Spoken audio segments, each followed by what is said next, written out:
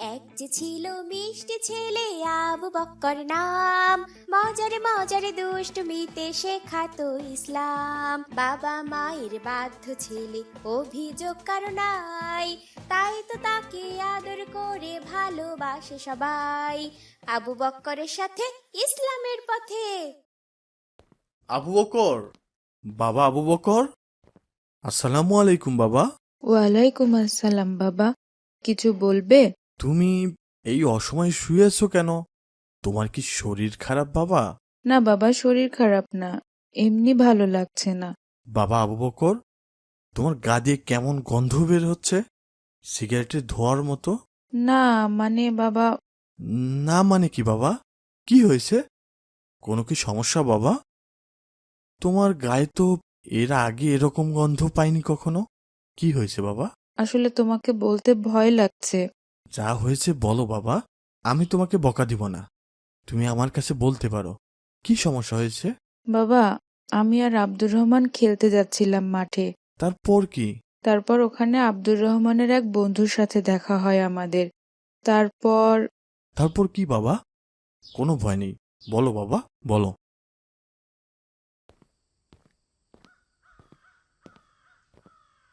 আব্দুর রহমান, এখন আমরা কোথায় যাব?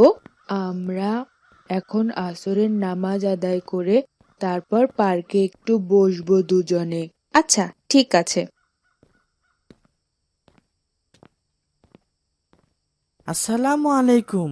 তোমরা কেমন আছো ভাই? ওয়ালাইকুম আসসালাম। আলহামদুলিল্লাহ ভাই, আল্লাহ ভালো রেখেছেন। তোমরা কোথায় যাচ্ছ এখন? আমরা আসরের নামাজ আদায় করে তারপর পার্কে একটু বসবো। চলো, তোমাদের এক জায়গায় নিয়ে যাই আজকে। কোথায় ভাই? ওই যে শহরের উত্তর পাশে একটা ঘন জঙ্গল আছে, ওখানে একটা পোড়ো বাড়ি আছে, ওখানে কেউ থাকে না। আমি প্রতিদিন সন্ধ্যায় ওখানে যাই। যাবে আমার সাথে? খুব সুন্দর জায়গা। আচ্ছা, আগে আসরের নামাজ আদায় করে নেই, তারপর যাই চলো। আচ্ছা, ঠিক আছে ভাই।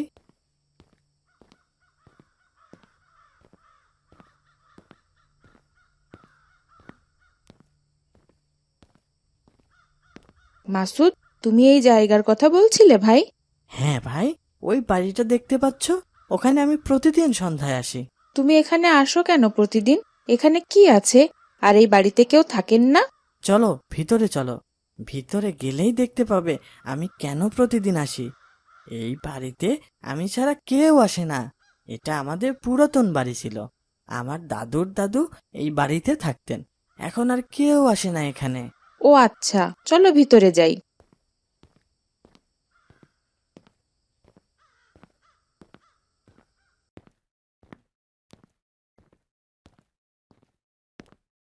এই দেখো, এটা কি? এটা কি ভাই? সিগারেট আর ম্যাচ। এখানে আমি লুকিয়ে রেখেছি। প্রতিদিন এখানে এসে আমি সিগারেট খাই। তুমি এত ছোট মানুষ হয়েও সিগারেট খাও? হ্যাঁ, কি যে মজা! আমি তো প্রতিদিন এখানে এসে সিগারেট খাই, কেউ দেখতে পায় না। তাও লুকিয়ে সিগারেট খাও? সেটা তোমার বাবা মা যদি জানতে পারেন তাহলে তো অনেক বকা দিবেন। বাবা মা কখনো জানতেই পারবেন না, এই জন্যই তো লুকিয়ে খাই আমি। তোমরা খাবে ভাই? না ভাই, আমি সিগারেট খেতে পারবো না, বাবা জানলে অনেক রাগ করবেন। কেউ জানতেই পারবেন না, আমরা তো লুকিয়েই খাচ্ছি, কেউ দেখবে না। না ভাই, আমি খেতে পারবো না। মহান আল্লাহ তাআলা তো সব দেখেন, বাবা মা না দেখলেও আল্লাহ তাআলা তো দেখতে পান। যত লুকিয়েই খাও না কেন, আল্লাহ সব দেখতে পান। আরে ভাই, একদিন খেলে এমন কি হবে? দেখো কি যে দারুণ মজা, দারুণ লাগে টানতে। না থাক, আমি খাবো না, এটা খাওয়া ঠিক হবে না। তাহলে আব্দুর রহমান নাও, অনেক মজা সিগারেট খেতে। দেখো না, বড় ভাইয়েরা কি সুন্দর সিগারেট খায় আর ধোঁয়া ছাড়ে। খাওয়া কি ঠিক হবে?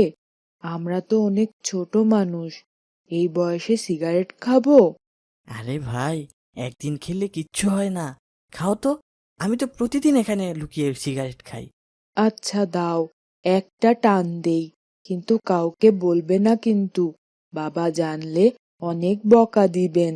আব্দুর রহমান ভাই, সিগারেট খেও না, এটা খাওয়া ঠিক হবে না ভাই। একদিন খেলে কিছুই হবে না, এক টান দেই, দেখি কেমন লাগে।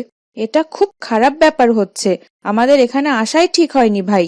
চলো চলে যাই এক্ষুনি। আচ্ছা, চলো যাই, তার আগে একটু খেয়ে দেখি কেমন লাগে। মাসুদ, সিগারেট কিনতে তো টাকা লাগে, তুমি টাকা কই পাও? এইটা কোনো ব্যাপার হলো? বাবার পকেট থেকে চুরি করি।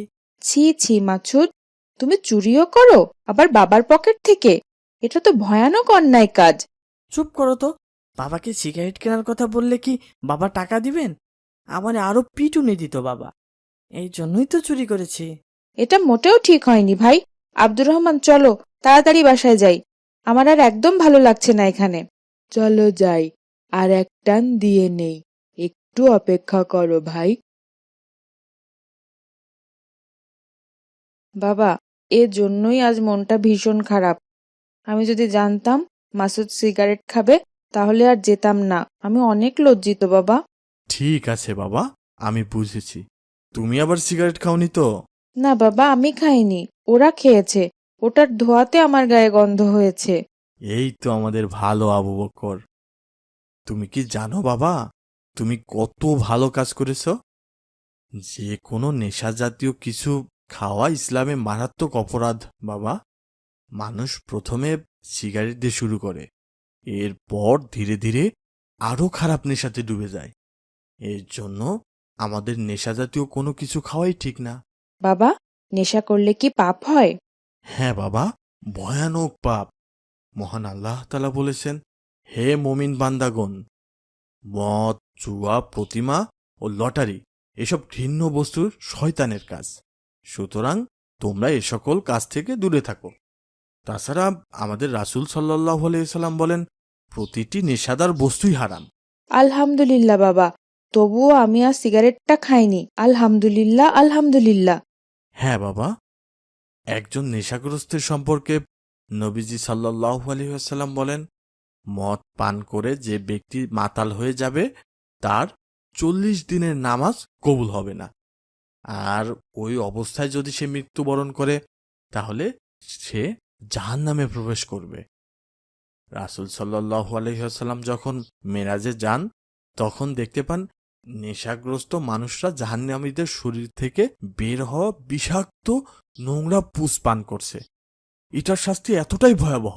বাবা, আমি এরপর আব্দুর রহমান আর মাসুদকে বুঝিয়ে বলবো ইনশাল্লাহ, আর আল্লাহর কাছে ওদের হেদায়েতের জন্য দোয়া করব। আর আমিও নেশা জাতীয় সবকিছু থেকে বিরত থাকব। হ্যাঁ বাবা, মহান আল্লাহ তোমাকে শয়তানের ধোঁকা থেকে বাঁচিয়েছেন। তুমি আল্লাহর কাছে শুকরিয়া আদায় করবে বাবা, আর ওদেরকেও অবশ্যই বুঝিয়ে বলবে। জি বাবা, ইনশাল্লাহ। তুমি আমার অনেক ভালো বাবা। তুমিও আমাদের ভালো আবু বকর। বাবা মায়ের বাধ্য ছেলে, অভিযোগ কারো নাই। মজার মজার তাই সব তো ইসলামিক তাকে কার্টুন পেতে আমাদের আদর চ্যানেলটি করে এখনই সাবস্ক্রাইব করুন আর ভালোবাসে পাশে থাকা সবাই। বেল আইকনটি প্রেস করুন।